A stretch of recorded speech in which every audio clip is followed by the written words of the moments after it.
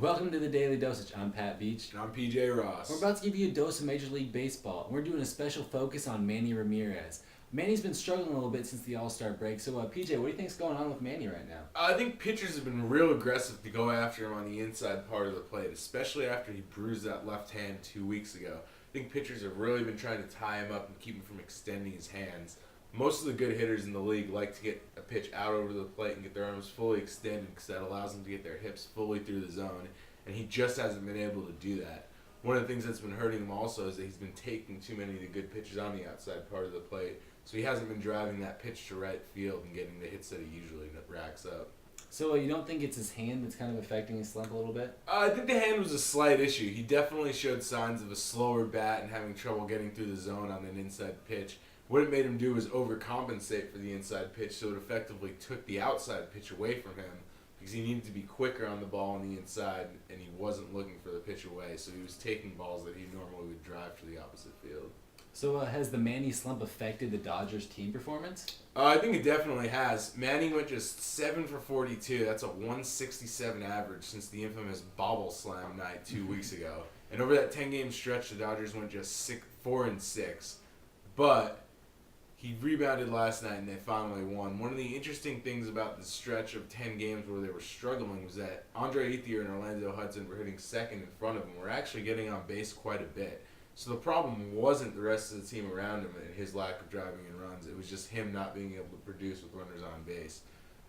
Interestingly, the Dodgers out-hit the Cardinals last week in a 10-0 loss. Ouch. Wonder if any of you at home know of any sort of crazy box score like that where in such a defeat and a shutout, the team that lost actually out-hit the other team. So let us know if you have any stats like that. Yeah, that's some pretty rare stuff. And what do you think Manny did last night to really break out of his slump?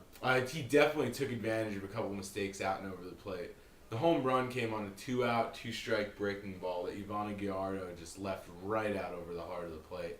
Manny drove it high up into the left field pavilion. I think that was a big difference. What he wasn't doing last week is that he would take that pitch normally and try and get aggressive on the inside half, but he finally went after that pitch over the middle of the plate, kept his hands back, stayed back, and drove it out of the park. So you think Manny's ready to make a big push for the end of this season and on to October to have a big playoff run for the Dodgers? I definitely think so. It seems like the hand is in better shape, and I think we've seen a big breakthrough with Manny in this last 2 weeks.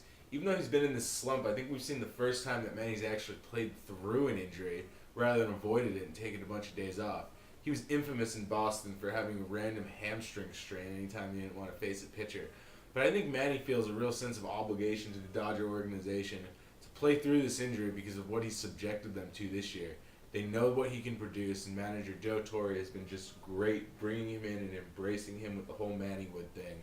And I think Manny actually feels a high bit of respect for Torre and feels like he really owes it to this team to play through it. So it's great to see him looking healthy again, and hopefully he can carry that on to these next few weeks. Yeah, so what the heck happened last night between Prince Fielder and Guillermo Mota? Well, it all stemmed from Manny, ironically.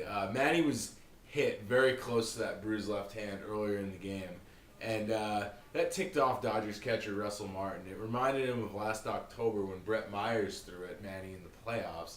Chad Billingsley didn't do anything to retaliate. Kind of set on the mentality of the Dodgers being pushed around, and they didn't want to keep that out there.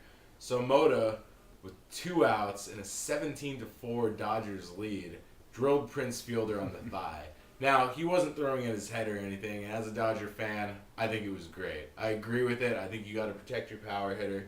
A lot of the Milwaukee guys were up in arms, and Fielder, after the game, actually tried to storm the Dodger clubhouse to confront Guillermo Mota. Now, there was some footage of Ryan Braun and Bill Hall and Jason Kendall holding Fielder back, and they're quite a bit smaller than Prince, might I add. There was a security block in front of the door to the clubhouse.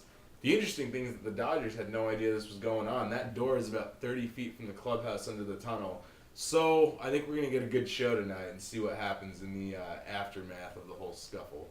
Yeah, who knows if those threats from Prince Fielder were empty or not. But that's all for the Daily Dosage. Stay tuned for more Major League Baseball footage. You've got questions, we've got answers. Make sure to shoot us a message either on here or hit us up on Twitter. The question I have for you is, do you think Guillermo Mota was right to defend Manny Ramirez in that situation last night?